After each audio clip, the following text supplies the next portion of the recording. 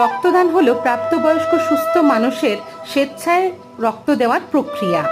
নিয়মিত রক্তদান নিম্ন রক্তচাপ এবং হার্ট অ্যাটাকের কম ঝুঁকির সাথে যুক্ত। রক্তদানের পর আপনার শরীর নতুন রক্তকণিকা তৈরির প্রক্রিয়া সক্রিয় করে। বছরে আমরা 2 থেকে 3 বার রক্ত দিতেই পারি। আর মানুষের জন্য এইটুকু যদি আমরা করি তো অসুবিধাটা কি? একদিন তো আমিও বিপদে পড়তে পারি, তো তখন আমার জন্য কেউ না হয় রক্ত দেবে।